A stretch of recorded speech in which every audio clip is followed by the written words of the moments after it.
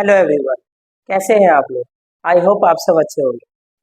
आज हम लोग क्लास 9th के फिजिक्स का फर्स्ट चैप्टर मोशन स्टार्ट करने वाले हैं। तो देखिए, मोशन चैप्टर में हम लोगों को आज पढ़ना है मोशन और रेस्ट का कॉन्सेप्ट समझना। सबसे पहले हम लोग मोशन और रेस्ट का कॉन्सेप्ट समझेंगे, फिर इनके बीच में क्या रिलेटिविटी होता है उस चीज को हम लोग यहाँ पर समझेंगे। तो चलिए शुरू करते हैं। तो सबसे पहले देखिए, मोशन कब बोलते हैं हम लोग किसी ऑब्जेक्ट को। देखिए, कभी भी कोई ऑब्जेक्ट अभी अपने आसपास ऑब्जर्व करते होंगे कि कोई ऑब्जेक्ट जो होगा वो अपने पोजीशन को चेंज कर रहा होगा। आप जब उसको देखेंगे तो वो अपने पोजीशन मतलब पहले जहां पर था वहां से किसी और जगह चला गया होगा कुछ समय के बाद। इसका मतलब क्या हुआ कि वो ऑब्जेक्ट मोशन कर रहा है। लेकिन वहीं अगर कोई ऑब्जेक्ट टाइम के साथ साथ अपने पोजीशन को चेंज नहीं करता है, वहीं रह जाता है, तो हम लोग क्या बोलते हैं कि वो ऑब्जेक्ट रेस्ट में। तो इसके डेफिनेशन में हम लोग क्या लिख सकते हैं कि व्हेन एन ऑब्जेक्ट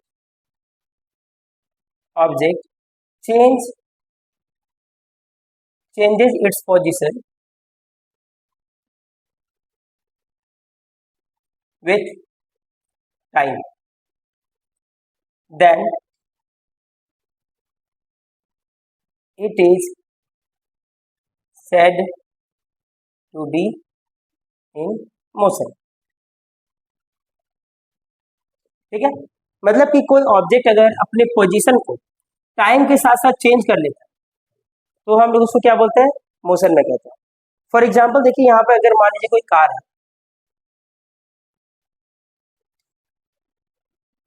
जैसे मान लो यहाँ पे कोई कार, ठीक है, ये कार जो है अपनी पोजीशन को यहाँ पर चेंज कर दिया। जैसे मान लो कि पहले कहीं पर था और ये कहीं आगे की तरफ बढ़, ठीक है, तो हम लोग क्या बोलेंगे कि ये कार जो है मोशन में है। और मैं कहाँ पे हूँ, मैं यहाँ पर बाहर में एक जगह, समझ लीजिए आप, यहाँ पे मैं खड़ा हूँ, इस जगह पे मैं खड़ा हूँ और मैं यहाँ से ऑब्जर्व कर रहा हूँ उस कार को। तो मुझे ये कार कैसा दिखाई देगा, मोशन में दिखाई देगा, क्योंकि इस कार ने अपने पोजीशन को कुछ समय के बाद चेंज कर दिया। सपोज कि वो ये कार जो है वो इस जगह पे आ गई, ये मान लो कि इस जगह पे इस जगह पे आ गई, मतलब कि इस कार ने अपने पोजीशन को चेंज कर दिया। लेकिन वहीं अगर मान लो कि यहाँ पे एक पेड़ है, ये पेड़ है मान लो, ठीक है, ये पेड़ को मैं यहाँ से ऑब्जर्व कर रहा हूँ, तो क्या ये पेड़ अपना पोजीशन चेंज करेगा? नहीं करेगा, वो वहीं पे ही रहेगा। इसका मतलब क्या हो गया, ये पेड़ जो है वो इसके रिस्पेक्ट में क्या हो गया, रेस्ट में हो गया। और जो आपका ये जो कार है ये क्या हो गया, मोशन में हो गया। यही है आपका मोशन। ठीक है, कि अगर कोई ऑब्जेक्ट अपने पोजीशन को चेंज कर लेता है तो उसको हम लोग क्या बोलते हैं, मोशन में कहते हैं। अब हम लोग देखते हैं यहाँ पे रेस्ट। देखो, when an object does not change its position with time, then it is said to be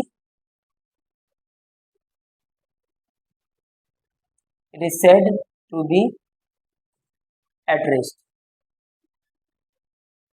मतलब कि अगर कोई ऑब्जेक्ट अपने पोजीशन को चेंज नहीं करता है टाइम के साथ साथ, तो हम लोग उसको क्या बोलते हैं कि वो रेस्ट में। इसकी कुछ फिगर हम लोग समझ लेते हैं कुछ टेबल के थ्रू, उसके बाद हम लोग देखते हैं यहाँ पे कि क्या हो रहा है।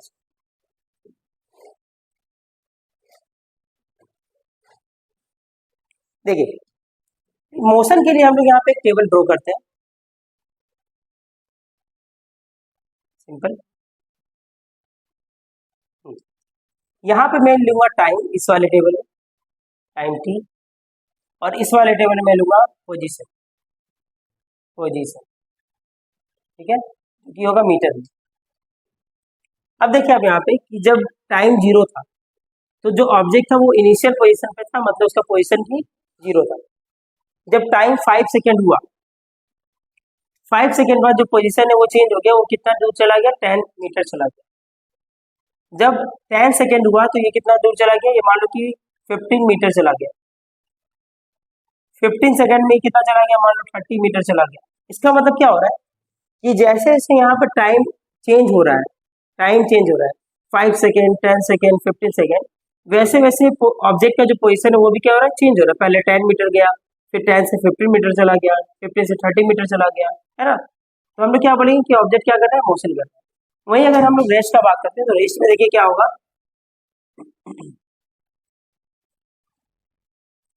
तो यहाँ पर मिलूंगा टाइम और यहाँ पे मिलूंगा डिस्टेंस, सॉरी पोजीशन। पोजीशन तो देखिए जब टाइम यहाँ पर जीरो था तो ऑब्जेक्ट जीरो में था, 5 सेकंड के बाद जो ऑब्जेक्ट है वो अभी भी जीरो में है, 10 सेकंड के बाद भी जीरो में है, 15 सेकंड के बाद भी जीरो में ही है। मतलब कि ऑब्जेक्ट यहाँ पर टाइम जो है वो चेंज हो रहा है, लेकिन ऑब्जेक्ट का जो पोजीशन है वो अपने इनिशियल पोजीशन पर ही है, वो चेंज नहीं हो रहा है। तो हम लोग इस कंडीशन में क्या बोलेंगे कि ऑब्जेक्ट क्या किस कंडीशन में, रेस्ट में। अगर आपको ये चीज समझ में आ गया है मोशन और रेस्ट का कॉन्सेप्ट, तो अब हम लोग यहाँ पे बात करेंगे इनके बीच में रिलेटिविटी। तो देखिए नेक्स्ट जो पॉइंट है वो क्या है आपका, relative motion and rest are relative in nature. मतलब कि मोशन और रेस्ट क्या है, रिलेटिव नेचर के होता है। इस चीज को यहाँ पर हम लोग डिस्कस करते हैं। तो देखिए अगर कोई ऑब्जेक्ट, जैसे मैं यहाँ पे कुछ एग्जाम्पल के थ्रू इसको समझाने की कोशिश करता हूँ, देखिएगा। मान लो कि यहाँ पे एक बस है,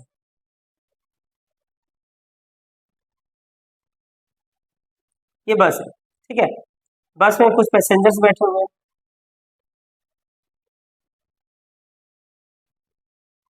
कुछ पैसेंजर्स बैठे हुए हैं। अब देखिए मान लीजिए यहाँ पे दो पैसेंजर है, एक पैसेंजर यहाँ पे, एक पैसेंजर यहाँ पे बैठा हुआ है, एक पैसेंजर यहाँ पे बैठा हुआ है, ठीक है। दो पैसेंजर यहाँ मान लीजिए बैठे हैं। अब एक पैसेंजर जो है वो बाहर में ग्राउंड में कहीं पे खड़ा है। तो देखिए मैं यहाँ पर इस वाले पैसेंजर को बोल रहा हूँ ए, और इस वाले पैसेंजर को कि मैं क्या बोल रहा हूँ बी। और ये बस क्या है, हो रहा है मोशन में चल रहा है, मोशन में, ठीक है, आगे की तरफ बढ़ रहा है। तो अगर ये बस आगे की तरफ जाएगा, तो अगर मैं बी वाले पैसेंजर की बात करूं, तो बी वाले पैसेंजर जो होगा ये अपना पोजीशन इसके रिस्पेक्ट में क्या होगा, चेंज कर रहा होगा। मैं इसको सी बोल देता हूँ, ये क्या आपका सी है। सी क्या ऑब्जर्व करेगा, सी ऑब्जर्व करेगा कि बी जो है वो अपना पोजीशन चेंज कर दिया। सी ऑब्जर्व कर रहा है कि बी जो है वो अपना पोजीशन चेंज कर दिया, लेकिन एट द सेम टाइम ए क्या ऑब्जर्व करेगा कि बी जो है वो अपना पोजीशन चेंज नहीं कर रहा है, क्योंकि इन दोनों के बीच में कोई भी पोजीशन चेंज नहीं हो रहा है। इन दोनों के बीच में किसी भी तरह का पोजीशन चेंज नहीं हो रहा है। इस कारण से ए क्या ऑब्जर्व करेगा कि बी जो है वो रेस्ट में। तो एक ही पैसेंजर, एक ही ऑब्जेक्ट सेम टाइम पे किसी के लिए मोशन में है और किसी के लिए रेस्ट में। सी के लिए वो मोशन में है और ए के लिए वो रेस्ट में। इसे ही कहते हैं हम लोग relative motion, relativity between motion and rest. अब इसी तरह से यूनिवर्स में हर एक चीज जो होता है वो रिलेटिव मोशन में होता है। चाहे आप प्लैनेट्स का बात करें, जैसे कि मैं बात करता हूँ यहाँ पे प्लैनेट्स का, जैसे कि मान लो ये हो गया आपका सन, ये हो गया सन, ये क्या हो गया आपका अर्थ, ये आपका अर्थ है ना।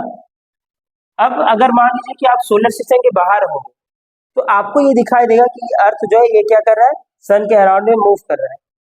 लेकिन जब अर्थ के अंदर रहेंगे तो क्या ये अर्थ मूव करता हुआ आपको नजर आएगा, नहीं आएगा। एक ही ऑब्जेक्ट एक ही टाइम पे मोशन भी कर रहा है और रेस्ट में भी। ये सारा चीज जिस पॉइंट से ऑब्जर्व किया जाता है उस पर डिपेंड करता है कि वो ऑब्जेक्ट किस पॉइंट से ऑब्जर्व किया जा रहा है। और जिस भी पॉइंट से हम लोग उससे ऑब्जर्व करते हैं उसी पॉइंट को हम लोग क्या बोलते हैं, पॉइंट ऑफ रेफरेंस। इसे हम लोग क्या बोलते हैं, पॉइंट ऑफ रेफरेंस। तो देखिए अगर मैं यहाँ पर सी से ऑब्जर्व कर रहा हूँ बी को, तो ये सी क्या हो जाएगा, पॉइंट ऑफ रेफरेंस। अगर मैं ए सी से ऑब्जर्व कर रहा हूँ तो ये क्या हो जाएगा, पॉइंट ऑफ रेफरेंस। तो चलिए पॉइंट ऑफ रेफरेंस के डेफिनेशन में हम लोग क्या लिख सकते हैं, देखते हैं।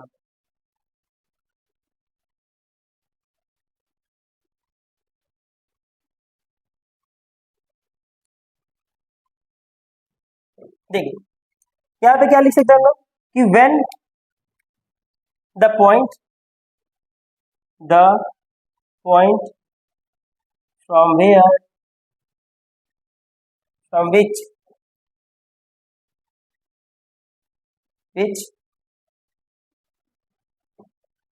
we observe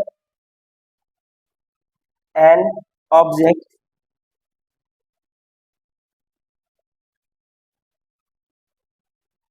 is said to be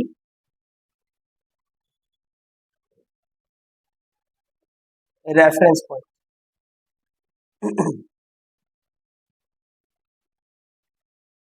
reference point मतलब कि वैसा पॉइंट जहां से कोई ऑब्जर्वर किसी ऑब्जेक्ट को ऑब्जर्व करता है और ये बताता है कि वो मोशन कर रहा है या रेस्ट में, उसे ही हम लोग क्या कहते हैं, पॉइंट ऑफ रेफरेंस कहते हैं। तो यही था मोशन और रेस्ट के बीच में रिलेटिव नेचर। आगे हम लोग इस वीडियो में बात करेंगे कि मोशन के टाइप्स के बारे में, कितने टाइप्स के मोशन होता है और हमें इस चैप्टर में कौन कौन से टाइप्स को पढ़ने। तो चलिए देखते हैं। चलिए अब हम लोग बात करेंगे यहाँ पे टाइप्स ऑफ मोशन पे, कितने टाइप्स के मोशन होते हैं और हम लोग को इस चैप्टर में कौन कौन से टाइप्स पढ़ने हैं उसके बारे में। देखिए सबसे फर्स्ट टाइप का मोशन जो होता है वो होता है आपका ट्रांसलेटरी मोशन। ये जो आपको दिख रहा है ये क्या है आपका ट्रांसलेटरी मोशन, मतलब ग्राउंड पे जो भी मोशन हम लोग को दिखाई देता है उसको हम लोग क्या बोलते हैं, ट्रांसलेटरी मोशन बोलते हैं। अब ग्राउंड में कितने टाइप का मोशन होता है, एक होता है आपका रेक्टिलिनियर मोशन और एक होता है कर्वीलिनियर। रेक्टिलिनियर मोशन क्या, उसको हम लोग स्ट्रेट लाइन मोशन ही बोलते हैं। इसको हम लोग क्या बोलते हैं, motion in a straight line, motion in a straight line. Straight line motion को ही हम लोग क्या बोलते हैं, रेक्टिलिनियर मोशन बोलते हैं। जब कोई ऑब्जेक्ट स्ट्रेट लाइन में मूव कर रहा है, जैसे कि मान लो कोई कार मूव कर रहा हो, कोई साइकिल मूव कर रहा हो, है ना, ये सभी टाइप के जो मोशन होते हैं उसको हम लोग स्ट्रेट लाइन मोशन बोलते हैं। नेक्स्ट जो है वो आपका कर्वीलिनियर मोशन। देखिए कर्वीलिनियर मोशन तब होता है जबकि कोई ऑब्जेक्ट कर्व पाथ में मूव करता है, जब कोई ऑब्जेक्ट कर्व पाथ में मूव करता है, जैसे कि कोई कार टर्निंग ले रहा हो, कोई साइकिल टर्निंग ले रहा हो, इस तरह के कोई भी कर्व पाथ में अगर कोई ऑब्जेक्ट मूवमेंट करता है तो हम लोग उसको क्या बोलते हैं, कर्वीलिनियर मोशन कहते हैं। ओके, नेक्स्ट है आपका सर्कुलर मोशन। देखिए सर्कुलर मोशन क्या होता है, जब भी कोई ऑब्जेक्ट एक सर्कुलर पाथ में मूव कर रहा है, सर्कुलर पाथ में, जैसे कि मैं एग्जांपल के लिए यहाँ बताता हूँ कि अगर कोई कोई कोई पर्सन अगर इस तरह से अपने हाथ में किसी ऑब्जेक्ट को टाई कर लिया और वो इस तरह से उसे क्या कर रहा है, इस तरह से घुमा रहा है, ठीक है, तो ये जो आपका ऑब्जेक्ट है, ये क्या हो रहा है, यहाँ पे सर्कुलर पाथ में इस तरह से मूवमेंट करेगा। इस तरह के मोशन को जब भी कोई ऑब्जेक्ट किसी के अराउंड में सर्कुलर पाथ में मूव करता है तब उसे हम लोग सर्कुलर मोशन कहते हैं। सर्कुलर मोशन का एक और नाम है जिसे हम लोग रिवोल्यूशनरी मोशन भी कहते हैं। इसे हम लोग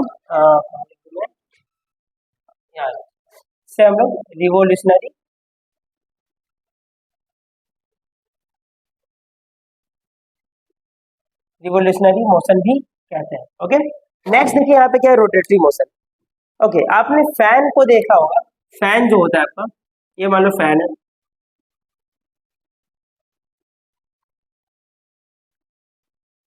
ये फैन है मान लो। फैन जब मूव करता है, रोटेट करता है, तो इसका ये जो विंग होता है, ये जो ब्लेड होता है, ये क्या होता है, इस तरह से मूवमेंट करता है। इसके जो पार्टिकल्स है, यहाँ के मान लो कुछ पार्टिकल्स हैं, यहाँ भी कुछ पार्टिकल्स हैं, यहाँ भी कुछ पार्टिकल्स हैं, ये इससे अटैच्ड है और अटैच्ड फॉर्म में ही इधर से क्या कर रहे हैं, इसके चारों तरफ घूम रहे हैं। बीच में एक एक्सेल लगा होता है जिसके अराउंड में ये घूमता है। इस तरह के मोशन को जब भी कोई ऑब्जेक्ट किसी से अटैच्ड होकर चारों तरफ उसके रोटेशन करता है, उसका चारों तरफ चक्कर काटता है, तो उसको हम लोग क्या बोलते हैं, रोटेटरी मोशन बोलते हैं। ठीक है, अब हम लोग आते हैं प्रोजेक्टाइल मोशन। देखिए जब भी कोई इंसान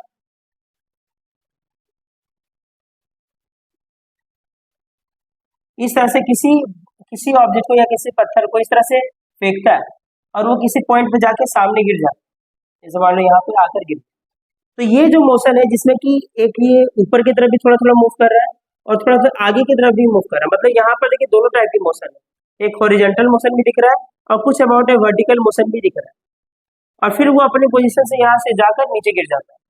तो इस टाइप की मोशन को हम लोग क्या बोलते हैं, प्रोजेक्टाइल मोशन कहते हैं। ओके, नेक्स्ट है आपका पेरियोडिक मोशन। ये समझिएगा, जब भी कोई ऑब्जेक्ट एक फिक्स इंटरवल ऑफ टाइम पे अपने पाथ को रिपीट करता है। ध्यान से सुनिएगा, अगर कोई ऑब्जेक्ट एक फिक्स इंटरवल ऑफ टाइम पे अपने पाथ को रिपीट करता है तो हम लोग उसे क्या बोलते हैं, पेरियोडिक मोशन बोलते हैं। अब देखिए पेरियोडिक मोशन बहुत सारे टाइप के हो सकते हैं, जैसे कि पेरियोडिक मोशन ऑसिलेटरी मोशन भी हो सकता है, ऑसिलेटरी मोशन भी कह सकते हैं इसे हम लोग वाइब्रेटरी मोशन भी कह सकते हैं, वाइब्रेटरी मोशन भी कह सकते हैं। अच्छा देखिए ये आपका सर्कुलर मोशन भी हो सकता है, सर्कुलर मोशन भी हो सकता है। जो आपका पेरियोडिक मोशन है ये सर्कुलर मोशन भी हो सकता है, क्योंकि देखिए अगर मैं अर्थ का बात करूं, अर्थ अगर चारों तरफ चक्कर काट रहा है, किसी सन का चक्कर काट रहा है, तो एक फिक्स इंटरवल ऑफ टाइम पे वो अपने पाथ को रिपीट करता है। 1 ईयर के बाद वो हर बार अपने पाथ को क्या करता है, रिपीट करता है। तो हम लोग उसे भी पेरियोडिक मोशन बोल सकते हैं। मतलब कि ऐसा कोई भी मोशन जो कि अपने पाथ को एक फिक्स इंटरवल ऑफ टाइम पे रिपीट करे उसे हम लोग पेरियोडिक मोशन कहेंगे।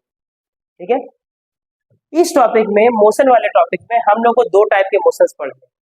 एक है आपका रेक्टिलिनियर मोशन जो कि हम लोग को पढ़ना है, ये वाला part, motion in a straight line, और एक हम लोग को पढ़ना है सर्कुलर मोशन। सर्कुलर मोशन को बहुत ज्यादा डिटेल में हम लोग को नहीं पढ़ना है, बस इसके थोड़े से कॉन्सेप्ट समझने हैं। लेकिन यहाँ पर जो रेक्टिलिनियर मोशन है इसको हम लोग डिटेल में कवर करेंगे। नेक्स्ट टॉपिक में हम लोग बात करेंगे डिस्टेंस और डिस्प्लेसमेंट की, और ये समझेंगे कि दोनों में डिफरेंसेस क्या होते हैं। तो मिलते हैं नेक्स्ट वीडियो में, तब तक के लिए थैंक यू।